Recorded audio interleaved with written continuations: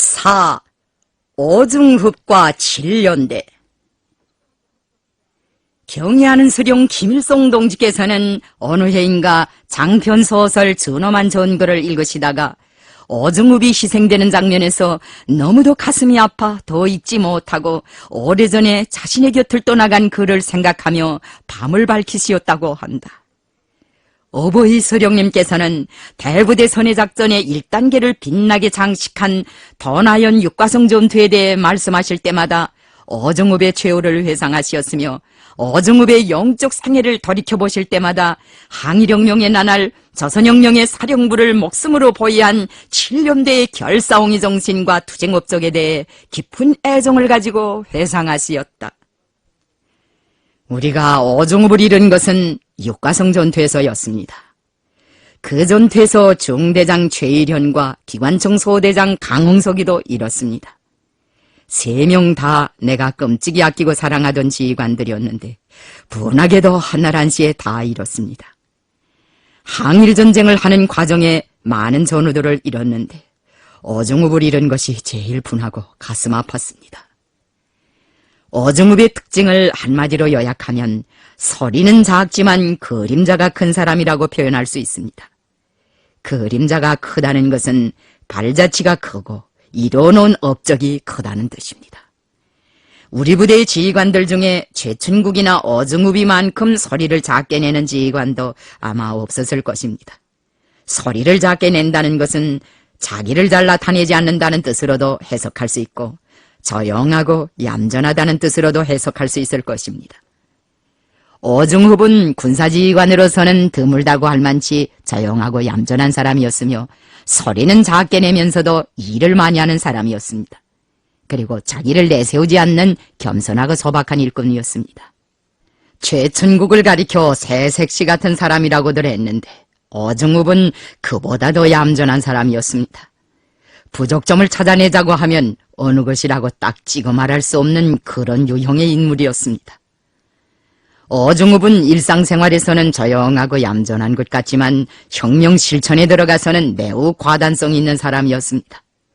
그리고 일단 결심만 서면 물불을 가리지 않고 돌진하는 호랑이 같은 사나이였습니다.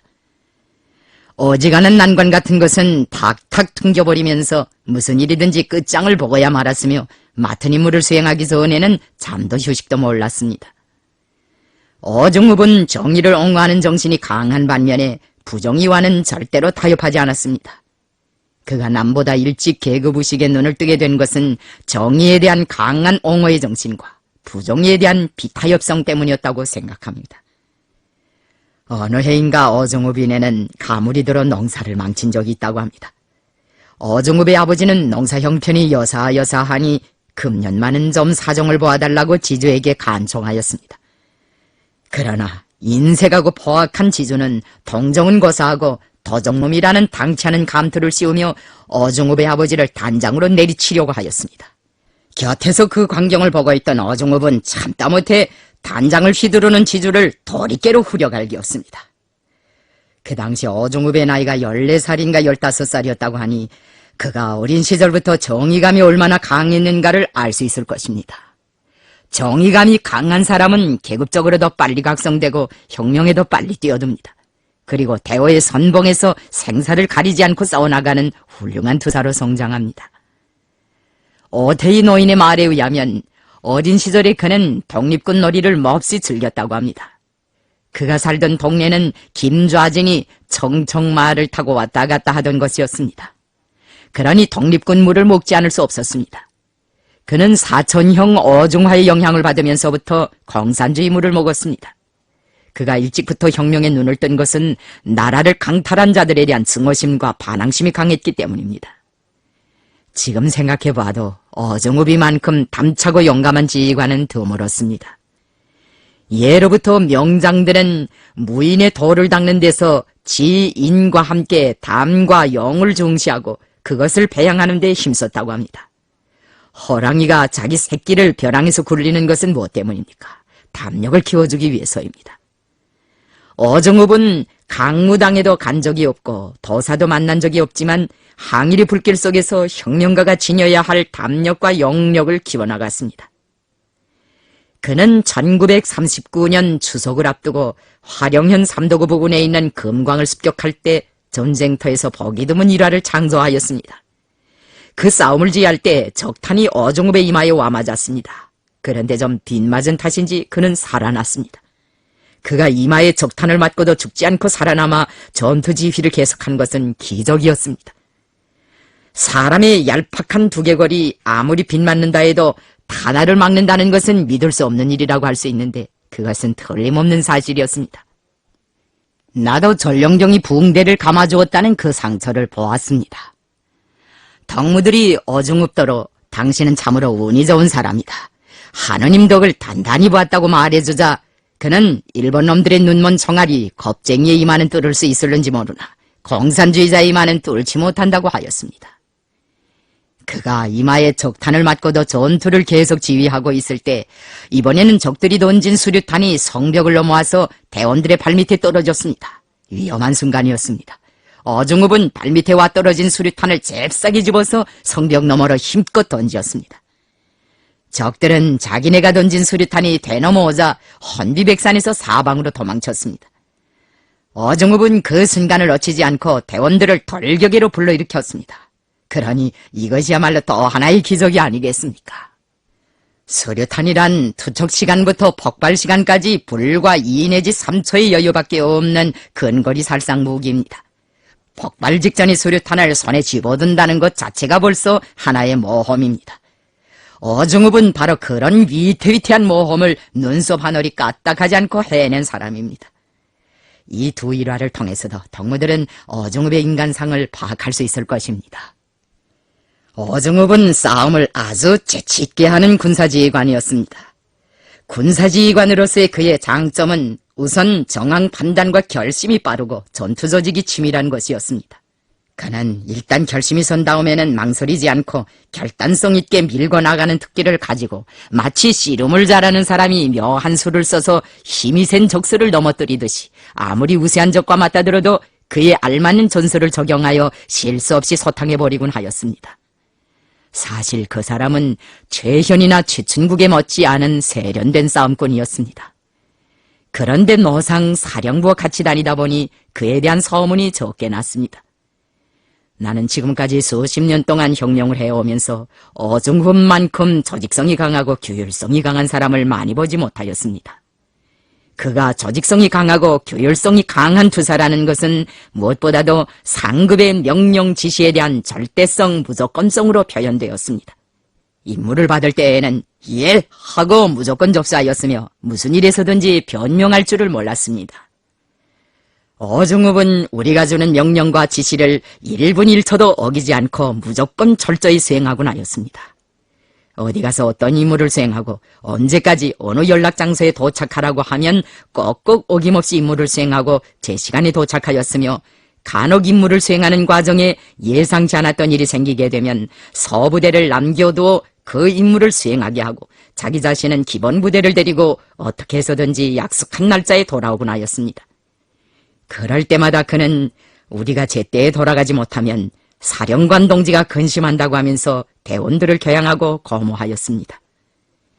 오중읍 연대장은 부대를 관리하며 대원들을 교육 교양하는 데서도 반드시 우리가 하라는 대로만 하는 모범적인 지휘관이었습니다. 그처럼 간관 환경 속에서도 그는 정규군에서처럼 부대 관리를 알뜰하고 깐지게 하였습니다.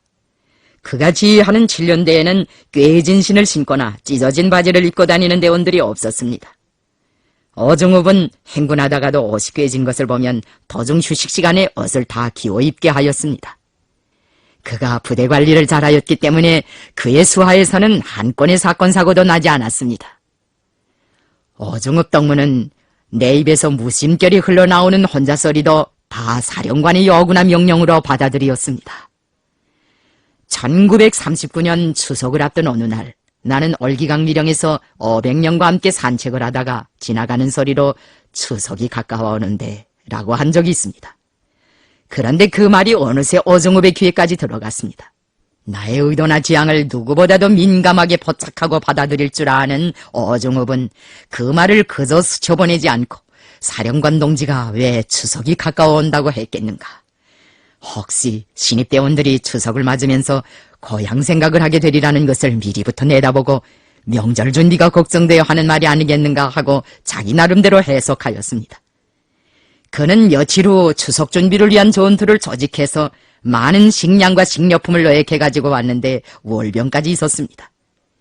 내가 어정읍의 요청으로 7년대 대원들과 사령부 성원들에게 월병의 유래를 이야기해 준 것이 바로 그해 추석입니다. 어정읍은 내가 내는 정서리까지도 귀신처럼 알아맞추는 충신이었습니다. 고난의 행군 도중에 우리는 집단 행군을 하다가 얼마 동안 분산행동회로 넘어간 적이 있습니다.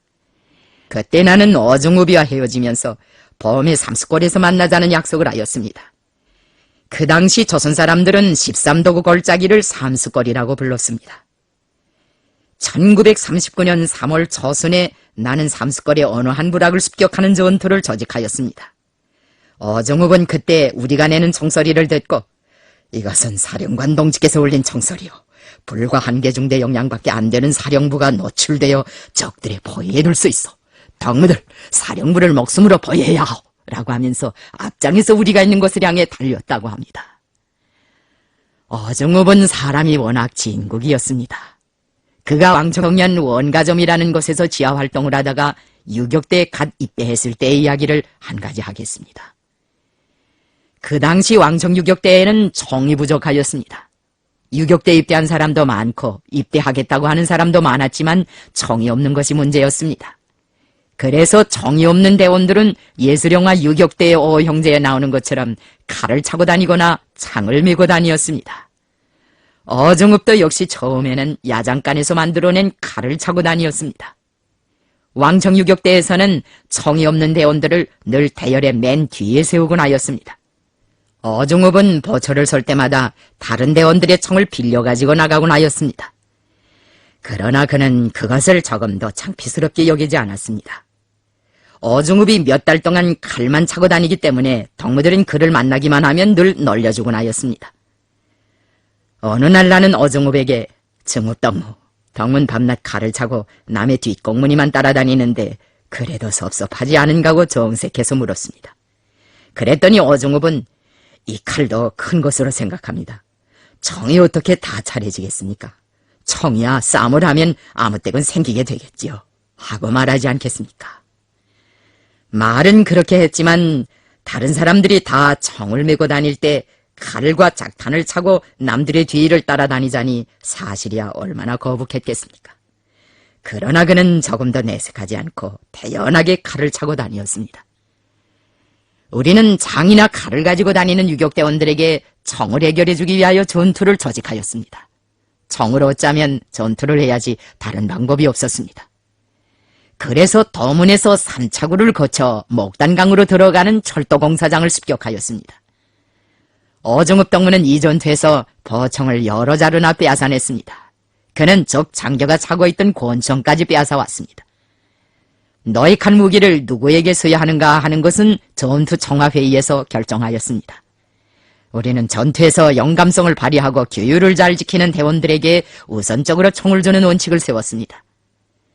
철도공사장 습격 전투와 관련된 총화 모임에는 나도 참가하였습니다. 이 모임에서 어정읍은 비로소 무기를 수여받았습니다. 그 후 어정읍은 분대장, 소대장, 중대장 등의 군직을 차례차례 밟아가며 연대장으로 승진하였습니다. 그는 혁명군대 지휘관의 표본이라고 말할 수 있습니다. 어정읍의 장점을 들자면 그 밖에도 한두 가지가 아닙니다.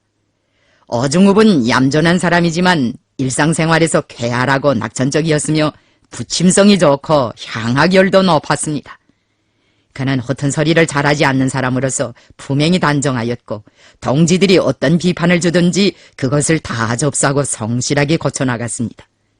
또한 부대의 살림살이를 알뜰하고 깐지게 하였으며 자력갱생 간고분투하는 정신도 남보다 높았습니다. 조선인민 혁명군 대원으로서의 어정읍의 성장은 그대로 7년대 성장이라고 해도 지나친 말이 아닙니다. 7년대의 전신은 독립연대였습니다.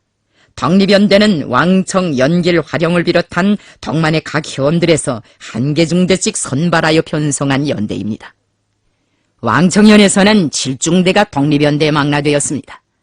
왕청 칠중대라는 것은 왕청 1중대에서 세간난 중대인데 독립연대에 들어가서는 2중대로 되었습니다. 어정읍은 독립연대 2중대에서 청년 간사로 활동하였습니다. 독립연대는 1935년에 독립일사 제2연대로 되었다가 남오드 회의 후 조선인민혁명군 주력사단이 새로 편성될 때 사단의 7연대로 되었습니다. 7연대는 새 사단의 핵심 부대였습니다. 어중흡, 어백령, 강승용 등은 이러한 변천 과정을 걸어온 7연대의 역사와 함께 체계적으로 발전하여 연대장으로도 되고 중대장으로 되고 서대장으로 되었습니다. 7연대의 구성을 보면 대부분이 조선 사람들이었습니다. 우리는 왕청 시절부터 어중읍을 체계적으로 키워온 것처럼 7연대도 역량을 집중하고 다른 단위보다 지도를 심화시켜 새 사단에서 전투력이 제일 강한 모범연대로 꾸렸습니다. 우선 서대장, 정치지도원, 중대장을 비롯하여 연대 지휘관부들을 좋은 사람들로 꾸리고 그들을 정치사상적으로 군사기술적으로 튼튼히 준비시키기 위한 교육교양 사업을 전망성 있게 진행하였습니다. 우리는 연대 지휘관들에게 유격전에 필요한 각종 교범은 물론 수경법, 작식법, 행군법, 방위판정법, 가설무대를 만드는 방법과 연애공연 정목을 작성하고 서계문을 쓰는 방법에 이르기까지 모든 것을 다 배워주었습니다. 7연대를 모범연대로 꾸리기 위해서 조선인민혁명군 사령부와 사단 간부들이 많은 노력을 기울였습니다. 그들은 연대에 자주 내려가서 지휘관들을 정치군사적으로 계몽시키고 걸린 거리들을 제때에 풀어주었습니다. 이런 과정을 통하여 7연대는 모범연대로 되고 조선인민혁명군 주력부대의 자랑으로 되었습니다. 우리는 7연대에서 단련된 동무들을 다른 부대들의 지휘관으로 많이 파견하였습니다. 위증민도 우리에게 군정 간부들을 달라고 제기할 때에는 7연대 지휘관들을 많이 요구하였습니다. 7연대에서 단련된 지휘관들이 다른 부대들에 가면 그들이 또 많은 지휘관들과 모범 전투원들을 길러냈습니다. 7연대는 그야말로 군정 간부들을 키워내는 원정장과 같은 역할을 수행하였습니다. 리동학인과 박수만이 지휘하던 경의중대도 후에 모범중대로 되었습니다. 이 중대에 7연대 출신들이 많이 망라되어 있었습니다. 혁명군의 정치군사 간부들을 양성하는 상설적인 교육기관들이 없는 조건에서 7연대를 통해 계통적으로 육성한 간부들을 다른 부대들에 끊임없이 파견하는 방법으로 간부들에 대한 수요를 충당한 것은 우리가 항일혁명을 하는 과정에 축적한 또 하나의 좋은 경험이었습니다. 시범을 창조하고 그것을 전국에 일반화하는 우리 당의 전통적인 사업 방법은 이처럼 항일혁명 과정에 창조된 경험입니다. 조선인민혁명군 군정 간부들 중에는 7연대에서 배출된 지휘관들이 수없이 많습니다. 어중흡, 김주현, 리동학, 리동걸, 어백령, 김택환, 최일현, 오일남, 손태춘, 강홍석, 강승용 등은 7연대 출신들입니다. 7연대의 중대 정치 지도원들 가운데는 처처벌이라는 별명을 가진 사람도 있었습니다. 성은 최씨였던 것 같습니다. 이름은 무엇이었던지 잘 생각나지 않습니다. 눈온저리가 늘 젖어 있는 것 같다고 하여 처처벌이라고 불렀는데 잘 싸우다가 서탕화 전투에서 김산호와 함께 전사하였습니다. 최일현은 북선 반일인민 유격대를 조직할 때 대장감으로 지목해두었던 사람입니다. 김택환 중대장도 똑똑한 사람입니다. 지휘관이 새소리가 나는 사람이면 밑에서 일하는 사람들도 다 새소리가 나는 사람들로 되는 것 같습니다. 중대장은 연대장을 닮고 소대장은 중대장을 닮으며 대원들은 소대장이나 분대장을 닮는 법입니다. 사람들은 자기도 모르는 사이에 지휘관부들의 인품과 성미를 닮게 됩니다. 7연대는 통틀어 어중읍을 닮아서 강철 같은 연대가 되었다고 말할 수 있습니다. 다른 부대의 지휘관들과 병사들이 어중읍인의 7연대를 몹시 부러워했습니다. 백두산 군거지에 있을 때 1군 조구관 사장이 우리 부대와 함께 얼마 동안 생활해보더니 똑똑한 사람을 하나 골라달라고 하면서 기관총을 잘 다루는 사람을 주었으면 했습니다. 조구관이 욕심낸 사람이 바로 7연대의 이름난 서대장이며 기관총수인 강승용이었습니다. 강승룡은 박덕금의 남편입니다. 강승룡에게 일군 이사에 갈 의향이 없는가고 물으니 그는 대번에 가지 않겠다고 하였습니다. 처음에는 박덕금이와 헤어지기 싫어서 그러는가 보다 하고 생각했는데 말을 들어보니 그렇지도 않았습니다. 그가 하는 말이 아내와 갈라지는 것은 그래도 참을 수 있는데 장군님 설화를 떠나기가 싫고 어중읍이 있는 칠련대를 떠나는 것이 아쉽다는 것이었습니다. 그는 어중읍에게 정이 푹 든 사람이었습니다. 어중읍과 강승룡은 왕청 시절의 중마고우였고 왕청 일중대 시절부터 줄곧 한중대에서 생활해온 사람들이었습니다. 어백령이도 8년대 기관청수로 가게 되었을 때 어중읍이 지휘하는 7년대를 떠나지 않겠다고 하였습니다. 이 두 가지 사실만 놓고 보더라도 어중읍의 인기가 어느 정도였는가를 가늠할 수 있을 것입니다. 7년대 대원들이 자기 부대에 대한 애정과 단결력이 대단했습니다. 우리는 과오를 범했거나 정치군사적 실무가 약한 사람들도 7년대에 보내어 단련시켰습니다. 1938년 림강현 신태자 부근의 한 미룡에서 기관총 소대를 책임진 사람이 과오를 범한 일이 있었습니다. 그는 실무 능력도 어리었습니다. 그래서 우리는 그를 임시로 7년대 사중대에 파견하였습니다. 나는 그 기관총 소대장을 어중읍이네한테 보내면서 이렇게 말했습니다. 간부로서 자기가 데리고 있는 사람들의 생활을 책임질 줄 모르면 벌써 자격이 없는 것이다. 자기 한 사람의 잘못으로 숱한 대원들이 고생한다는 것을 진심으로 느낄 줄 알아야만 간부구실을 할 수 있다. 덕무는 7년대에 가서 좀 더 배우고 단련하는 것이 좋겠다. 기관총 소대장은 7년대에 가서 어중읍의 도움으로 딴 사람이 되어가지고 원직으로 돌아왔습니다. 7년대는 조선인민혁명군 관하 부대들 중에서 전투력이 제일 강한 부대였습니다. 그렇기 때문에 사령부에서는 가장 긴급하고 책임적인 과업은 항상 7년대에 주었습니다. 7년대는 조선인민혁명군의 주 타격수였습니다. 나는 행군 때나 수경할 때에도 전투력이 강하고 책임성이 높은 7년대를 늘 후위에 배치하곤 했습니다. 적들의 추격과 불의습격이 노상 뒤따르는 유격대 생활에서는 후위가 대단히 중요했습니다. 우리는 수경을 조직할 때마다 항상 사령부로부터 행군에 오던 방향으로 300 내지 500m쯤 되는 거리에 전투력이 강한 한 개 부대를 후위 부대로 남겨두곤 했습니다. 사령부에서 후위 부대까지의 거리가 1 내지 2km 정도 되는 때도 있었습니다. 후위 부대와 사령부 사이에는 일정한 간격으로 보초를 세우거나 감시 성원들을 배치하였습니다. 우리의 체험에 의하면 인민혁명군 토벌에 동원된 적들은 전방에서 길목을 지키다가 공격해오는 전법을 별로 쓰지 않고 뒤에서 유격대 꼬리를 물고 추격해오는 전법을 많이 썼습니다. 우리가 전투력이 강한 부대를 후위에 세운 것은 그 때문이었습니다. 1939년 봄에 무산직으로 진출할 때에도 우리는 정봉수경지에서 7년대를 후위에 배치하였습니다. 7년대 대원들은 밤에 우등불도 피우지 못했습니다. 불을 피우면 적들에게 발견될 수 있었기 때문입니다. 그래도 그들은 힘들다거나 고달프다는 말을 하지 않았습니다. 나는 일찍부터 인민군대에서는 어중읍과 같은 사람들을 전용으로 내세우라고 하였습니다. 어중읍을 전용으로 내세우라는 것은 어중읍을 따라 배우라는 뜻입니다. 김정일 동무는 벌써 1960년대 초에 인민군대 안에서 7년대를 따라 배울 때 대하여 강조하였습니다. 그는 어려서부터 어중읍이 어떤 지휘관이고 7년대가 어떤 연대인가를 잘 알고 있었습니다. 그러면 간부들과 당원들, 인민군 군인들이 어중읍에게서 무엇을 배우고 7년대에서 무엇을 따라 배워야 하겠습니까? 어중읍의 장점을 여러 가지로 분석할 수 있겠지만 나는 그 장점들 가운데서도 가장 중요한 것이 혁명에 대한 무한한 충실성이라고 봅니다. 혁명에 대한 어중읍의 충실성이 어떻게 표현되었는가? 그것은 자기 사령관에 대한 충실성으로 가장 두드러지게 표현되었습니다. 어중읍은 무엇보다도 우리의 사상과 노선에 충실하였습니다.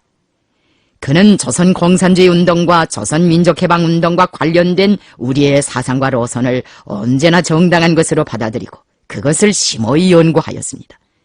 그리고 언제 어떤 환경에서나 자기 사령관의 사상을 무조건적으로 옹호하였으며 그 사상과 배치되는 현상에 대해서는 맹호가 되어 투쟁했습니다. 어중읍은 우리의 사상과 사령관이 지시한 군사작전적 방침들을 법으로 여기었고 지상의 명령으로 받아들였습니다. 어중읍이한테는 잡사상이 붙지 못하였습니다. 그런 사람한테는 잡사상이 통하지 않습니다. 사람이 사상적으로 결백하면 구정물 속에 들어가도 썩지 않습니다. 연대장이 사상이 견실하다나니 7년대는 모두가 자기 사령관과 같은 숨을 쉬었습니다. 혁명에 대한 어중읍의 충실성은 또한 자기 사령관의 명령 지시에 대한 무조건적인 집행정신과 그 명령 지시관철에서의 높은 책임감으로 표현되었습니다. 어중읍은 사령관이 주는 명령 지시라면 한치도 듣히지 않고 최상의 수준에서 무조건 집행하였습니다. 그 명령 지시가 아무리 과한 것이라 하더라도 절대로 타발하거나 불평을 부리지 않았습니다. 그는 사령관이 준 과업을 수행한 다음에는 꼭꼭 그 결과를 보고하였으며 명령 지시 집행 과정에서 나타난 부족점에 대하여 하나도 숨기지 않고 낱낱이 총화하였습니다. 사령관이 준 명령 지시에 대한 어중읍의 태도에서 우리 일꾼들이 본받아야 할 다른 하나의 우점은 한 가지 일을 해낸 다음에는 연이어 다른 일거리를 맡겨달라고 간청에 나서는 점이었습니다. 어중읍은 한 자리에서 맴도는 것을 싫어했습니다. 한 가지 일을 수행하고는 꼭꼭 다른 일거리를 붙잡곤 하였습니다. 지금식으로 표현하면 계속 혁신, 계속 전진하는 사람이었습니다. 7연대가 다른 연대들보다 고생을 특별히 많이 한 것은 어중읍이 이력심이 많은 연대장이었다는 사정과도 관련됩니다. 어중읍은 쉬운 일거리를 맡길 때보다 어려운 일을 맡길 때 더 기뻐하는 특이한 기질을 가진 군사지휘관이었습니다. 혁명에 대한 어중읍의 충실성, 자기 사령관에 대한 어중읍의 충실성은 사령관을 정치사상적으로뿐 아니라 목숨으로 옹호포위 하려는 결사옹위 정신에서도 표현되었습니다. 어중읍은 사령관의 신변안전을 위해서라면 연대와 함께 육탄이 되어 뛰어들었고 어떤 간관 싸움도 마다하지 않았습니다. 내가 홍두산에서 리두스 중대를 데리고 수백 명의 적과 어려운 싸움을 하고 있을 때 멀리 떨어진 곳에서 전투 임무를 수행하고 있던 어중읍은 사령관 동지의 신전이 걱정된다고 하면서 적의 수경지를 부리번쩍나게 기습하였습니다. 후방이 기습당하게 되자 살아남은 적들은 하는 수 없이 도망치고 말았습니다. 그때 내가 어중읍의 덕을 단단히 보았습니다. 만강 부근에서 전투가 벌어졌을 때 부대의 철수를 지휘하는 나를 육탄으로 막아 나선 것도 어중읍이었고 7년대 성원들이었습니다. 단두산 전투 때도 마찬가지입니다. 수백 명의 적을 거리에 달고 사령부가 철수하였는데 그 후위에서 7년대가 우리를 엄호하였습니다. 자기 사령관에 대한 어중읍의 남다른 충실성은 고난의 행군 시기에 집중적으로 표현되었습니다. 어중읍은 행군의 첫 시기 가을지자 전술을 쓰면서 근 보름 동안이나 결사적인 후위전을 벌여 사령부를 보유하였습니다. 내가 다른 기회에도 말했지만 고난의 행군을 하는 과정에 우리는 칠도구치기에서 대부대 집단 행동이 불리하다는 판단을 내리고 집단 행동으로부터 분산 행동으로 넘어갔습니다. 그때 우리와 헤어진 어중읍은 자진해서 사령부로 가장하고 2달 남짓이 험준한 영강산 줄기와 장백산 줄기를 누비면서 적들을 유인하였습니다. 그러느라고 7년대가 고생을 많이 했습니다. 그 덕으로 사령부는 얼마 동안 적들의 성화를 덜 받았습니다. 칠도구치기에서 우리와 헤어질 때 어중읍인의 연대에는 식량이 한 알도 없었습니다. 식량을 해결하자면 인가에서 멀리 떨어지지 말아야 했습니다. 그럼에도 불구하고 어중읍은 부대의 행군 노정을 가오하, 사등방 등성이, 홍두산 서쪽, 쌍차도 북쪽으로 하여 덕수골로 떨어지게 잡았습니다. 이 노정은 무인지경이나 다름없는 백색지대입니다. 있다면 당자막 같은 것이 있을 뿐이었습니다. 여기에 한번 발을 들여놓았다가는 미궁에 빠져 다시 살아나오기도 힘들었습니다. 그런데 어중읍은 배를 걸으면서도 사령부로 쏠리는 적들을 자기네 연대로 유인하기 위해 일부러 이런 험로를 택했습니다. 그들은 처음에는 목재소를 치고 얻은 소고기나 말고기로 끼니를 애웠지만 깊은 산속으로 들어가면서부터는 먹을 것을 얻어낼 수 없었습니다. 먹을 것이란 눈밖에 없었다고 합니다. 어느 날 어중읍은 적들이 더는 자기네 연대를 따라오지 않는다는 것을 알고 대원들에게 이런 호소를 하였습니다. 우리가 사령부가 아니라는 것을 적들이 혹시 눈치채진 않았는지 모르겠어. 그렇다면 우리는 지금까지 헛수고를 한 것이나 다름없어. 기어이 뒤쫓아가서 꽁무니의 적을 달고 와야겠어. 모두 나의 뒤를 따르시오. 그는 싸창을 빼들고 천신만과하여 토바온 길을 수십리나 되돌아가서 적의 수경지를 쳤습니다. 그리고는 기어이 적을 뒤에 달고 왔습니다. 그 후부터 7년대는 적이 따라오지 않으면 되돌아가서 한두 번씩 송아를 먹이곤 했습니다. 그러면 적들이 걷깬 송아지처럼 졸졸 연대를 따라왔습니다. 식량이 떨어지자 연대는 외놈 군대들이 잡아먹고 버린 소가죽을 우려 나누어 먹으면서 행군을 계속했습니다. 어중우빈에는 그의 음력서를 온 감자로 쇠었습니다. 그러면서도 그는 오히려 우리는 이 산상에서 이런 것이라도 먹는데 사령부는 무슨 식량으로 지내는지 하고 우리를 걱정했다고 합니다. 그는 행군 노상에서 허기증과 무력증으로 신고하는 대원들을 보고 우리가 지금 10년을 하루같이 고생을 하지만 그러나 고생 끝에는 낙이 오기 마련이다. 이제 우리가 일제를 경멸소탕하고 해방된 조국 땅을 향해 행군할 때를 생각해보라. 조선 사람으로 태어나 이 이상 더 보람차고 영광스러운 일이 또 어디 있겠는가. 오늘의 이 간관 행군이 해방조국으로 잇따은 걸음이라는 것을 잊어서는 안 된다. 이 말씀은 김일성 사령관의 말씀이다. 모두 다 사령부를 위하여 앞으로 나아가자고 호소하였습니다. 어정읍은 이런 사람이었습니다. 그는 가슴에 큼직한 불덩어리를 안고 싸워온 사람이었습니다. 무슨 불덩어리였는가 하면 혁명에 대한 열정이었습니다. 그 열정의 핵이 다름 아닌 자기 사령관에 대한 충실성이었습니다.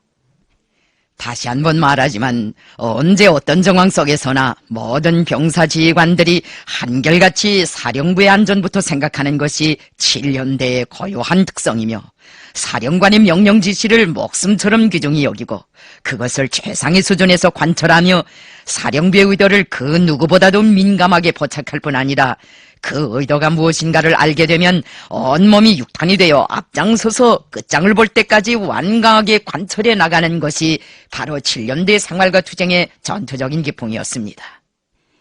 나에게로 날아드는 적탄을 몸으로 맞고 전사한 리권행도 7년대 출신이었고 사령부의 명령 지시를 관철하는 길에서 귀중한 생명을 바친 오일남, 손태춘, 김혁철도 7년대 출신이었습니다. 어중읍, 최일현, 강홍석도 바로 사령부를 옹야하는 길에서 한 생을 살다가 육가성 전투에서 애석하게 전사하였습니다. 네, 그래서 육가성 전투를 생각할 때면 마음이 무거워지곤 합니다. 물론 싸움 자체는 아주 맵짓게 했습니다. 그런데 거기서 귀중한 지휘관을 셋이나 잃었습니다. 그날 밤 10시 어중읍은 7년대와 황정현의 구분대를 인설하고 맨 앞장에서 육가성에 있는 적병영으로 쳐들어갔습니다. 그들이 주공이었습니다. 어떻게 된 일이었던지 나는 그날 어중읍에게 몸을 조심하라는 말도 하지 못하였습니다. 물론 그런 말을 한다고 몸을 아낄 어중읍은 아니었습니다. 그는 어렵고 힘든 때일수록 부대의 앞장에 서는 지휘관이었습니다. 나는 7년대와 황정현의 구분대를 보낸 다음 그 뒤로 인차 8년대를 출동시켰습니다. 8년대에는 목재소 노동자들 속에 들어가 정치사업을 하는 한편 적의 군수 창고를 열고 식량과 군수품을 해결할 임무를 주었습니다. 어중읍은 돌파조를 이끌고 나무 울타리 안으로 감쪽같이 돌입하여 철조망을 끊고 대원들을 돌격으로 불러일으켰습니다. 7년대는 적이 정신을 차릴 새 없이 벼락같이 포대와 병실들을 점거하였습니다. 바빠맞은 적들은 병실 밑에 파놓은 비밀 지하도에 들어가 숨어버렸지만 어중읍은 제껏 지하도의 입구들에 불을 지르도록 하였습니다. 지하도 입구들에서 연기가 나기 시작하자 밑에 있던 적들은 더 배겨내지 못하고 밖으로 벌벌 기어나왔습니다. 그런데 아군의 승리가 확실해진 때에 뜻하지 않은 일격을 당했습니다. 지하도에 숨어있던 적들이 수색작전을 지휘하던 어중읍 연대장에게 치명상을 입힌 것입니다. 전령병 김철만이도 부상을 당했습니다. 패잔병들이 발악적으로 저항하는 바람에 7년대 요능한 지휘관들인 최일현과 강홍석이도 목숨을 잃었습니다. 치명상을 입은 어종업이 역시 원통하게 숨을 거두었습니다. 한생 험한 길을 헤쳐오면서 혁명을 위해 그처럼 몸을 아끼지 않고 싸우던 그 불덩어리 같은 사람이 그렇게 갔습니다. 나는 항일무장투쟁 시기 우리 동무들에게 늘 그 어떤 전투에서나 마지막 결속 단계에서 특히 주의하라고 강조하였습니다. 사고는 흔히 그 마지막 단계에서 생기기 때문입니다. 육과성 전투에서도 결국은 전투를 결석하는 마지막 5분에 귀중한 세 전우를 잃었습니다. 아마 오종욱이 그때 좀 방심했던 것 같습니다. 전투 국면이 우리에게 유리했던 데다가 적들이 손 타는 냄새에 취해서 손을 들고 나오게 되니 너무도 자신만만했던 것 같습니다. 오종욱은 원래 실수가 없는 사람입니다. 그는 생활도 깨끗이 했지만 싸움도 맵시게 하였습니다. 경각성으로 말하면 그 어느 지휘관보다도 높았습니다. 그런데 그날은 왜 자기 발밑에 적이 있을 수 있다는 것을 생각 못했는지 모르겠습니다. 당초에 정찰 조원들이 적 병력 내부에 대한 정찰을 꼼꼼하게 하지 못했습니다. 정찰만 잘했더라면 그런 불상사가 일어나지 않았을 텐데 참으로 분하게 되었습니다. 부상당한 김철만이 내 앞에 나타나 왕왕 소리쳐 울면서 오종욱이 희생되었다는 비보를 전할 때 처음 나는 자기 귀를 의심하였습니다. 그러나 그것이 엄연한 사실임을 확인하게 되자 나는 거의 리성을 잃어버리고 오종욱을 죽인 놈이 어디에 있는가, 오종욱을 죽인 놈들은 용서할 수가 없다고 소리를 치며 적 병실 쪽으로 달려갔습니다. 우리는 어떤 고통을 당해도 대원들 앞에서는 마음을 억제하는 데 습관되어 있었지만 그날은 정말 참을 수 없었습니다. 하기는 우리가 얼마나 사랑하던 오종욱입니까? 지금도 그 생각을 하면 가슴이 떨립니다. 그날 우리는 숱한 적을 소멸하고 많은 전리품을 얻었지만 그게 다 귀찮았습니다. 우리 대원들의 가슴이 그때처럼 아팠던 적은 없었을 것입니다. 철수 명령이 떨어지자 우리 동무들은 전우들의 시체를 떠내고 육과성을 떠났습니다. 몇백 명이 눈물을 졸졸 흘리면서 걸음을 옮기는데 말소리 하나 들을 수 없었습니다. 우리는 커다란 슬픔 속에서 추도 모임을 하였습니다. 추도사를 하려고 나섰는데 눈물이 자꾸 앞을 가리고 가슴이 답답하여 말을 제대로 할 수 없었습니다. 나는 예나 지금이나 곤란 앞에서는 눈물을 흘린 적이 없지만 슬픔 앞에서는 누구보다도 많이 울었습니다. 육과성 전투는 의의가 큰 전투였습니다. 이 전투를 계기로 적들의 제2기 토벌작전은 혼란이 빠지게 되었고 우리 군대는 대부대 선회작전 제1단계에서 승리를 이룩할 수 있는 계기를 마련하게 되었습니다. 적들이 백두산 동북부 도만강 연안 일대에 대병력을 집중하고 있을 때 우리가 도나오지에 와서 한바탕 총성을 크게 울렸으니 놈들이 아연실색하지 않을 수 없었습니다. 육과성 전투에서는 역시 조선인민혁명군 주력부대의 기동부대인 7년대가 제일 잘 싸웠습니다. 7년대는 강철부대라고도 할 수 있는 무적의 부대였습니다. 그 부대가 일당백의 부대로 될 수 있은 것은 연대 지휘를 담당한 오종욱의 공로에 속한다고 말해야 할 것입니다. 그가 충신이고 명장이기 때문에 7년대가 강한 부대로 될 수 있었습니다. 나는 김혁이나 차광수를 잊을 수 없듯이 오종욱을 잊을 수 없습니다. 오종욱은 나에게 있어서 혁명 전우이고 동지인 동시에 생명의 은인이기도 합니다. 오종욱 연대는 적들의 끊임없는 공격과 도발로부터 조선인민혁명군 사령부를 철통같이 호위해온 방탄벽이었고 난공불락의 성세였습니다. 오종욱이 전사한 후부터 우리는 대원들을 더 아끼고 사랑해 주었습니다. 그리고 매개 대원들이 전투에 들어서면 시야를 최대한으로 넓혀 있을 수 있는 손실을 미연에 방지하며 처신을 신중하게 하도록 교양하였습니다. 하지만 그 무엇으로 써도 오종욱을 잃은 손실만은 보상할 수 없었습니다. 사람들은 모두 우리가 그를 훌륭한 혁명가로 길러냈다고 하는데 그렇게만 생각해서는 안 됩니다. 우리는 오종욱 동무를 놓고 가정혁명화에 대해서 깊이 생각해 볼 필요가 있습니다. 그 전에 왕청을 포함한 간도 전역에서 첫 손가락으로 꼽은 애국혁명 일가가 바로 오태희 일가였습니다. 이 가문에서는 거의 모든 사람들이 항일혁명에 참가하였습니다. 지하공작원이나 인민혁명군 대원으로 활동하다가 희생된 사람들만 하여도 20명 가까이 되니 나라를 위해 바친 이 가문의 애국 충정이 어느 정도인가를 능히 짐작할 수 있을 것입니다. 어종읍 동무가 그처럼 쇳소리가 나게 혁명을 할 수 있은 것은 일찍이 어씨 가문의 어른들로부터 좋은 교양을 받은 데 그 주되는 요인이 있다고 생각합니다. 어씨네 집안에서 숱한 젊은이들이 쟁쟁한 혁명가로 성장할 수 있었던 그 배경에는 그들에게 정확한 인생의 행로를 그어준 어태희, 어성희, 어창희, 어정희 등 네 노인 형제의 피 어린 노고가 어려 있습니다. 어씨 가문에서는 자녀들에 대한 교양을 매우 중시하였습니다. 그 가문에서는 도덕 교양을 잘하였습니다. 그것이 바로 애국주의 교양, 반일 교양, 혁명 교양을 위한 튼튼한 기초로 되었습니다. 어씨 가문 사람들은 살림살이가 어려웠지만 자식들의 교육에 큰 의의를 부여하고 문중의 자녀들이 학교에 가서 배울 수 있도록 각별한 노력을 기울이었습니다. 어씨 가문의 중학교 졸업생이 10여 명이나 되지만 관리가 되는 출세의 길이 아니라 모두가 혁명의 길에 들어섰습니다. 여기에서 어종아의 역할이 컸습니다. 어종아는 가정을 혁명화하는 사업을 착실하게 하였습니다. 우리가 남북만 원정을 마치고 왕청에 갔던 그 무렵에 벌써 어씨 가문의 청장년들과 부녀들은 모두 혁명 조직에 망라되어 있었습니다. 어종읍인의 집안은 어씨 가문에서 그중 가난하게 산 집이었습니다. 그래서 혁명화도 빨리 되었습니다. 어종읍은 먼저 자신을 혁명화한 다음 동생들을 혁명화하고 온 가족을 혁명화하였습니다. 어중읍인의 삼형제는 모두 연대와 대대의 군종 일꾼으로 활동하다가 다 전사하였습니다. 나는 1941년 여름에 라자구 일대에서 서부대 활동을 할 때 어중읍의 아버지 어창희와 박길성의 아버지 박덕심과 연계를 가지었습니다. 그 당시 어씨 일가는 라자구에서 살았습니다. 산에서 망원경으로 어신의 집을 보면 집안 식구들이 지게에 나무찜을 가득 쥐고 살인문 안으로 들어가는 모습까지 다 보였습니다.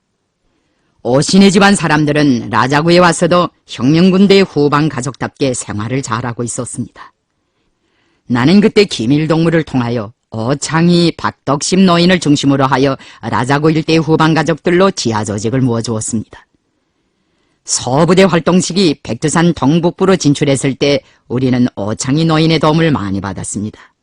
그 노인의 도움으로 경원, 샛별, 경원지구에 건너가서 혁명 조직들을 꾸리었습니다.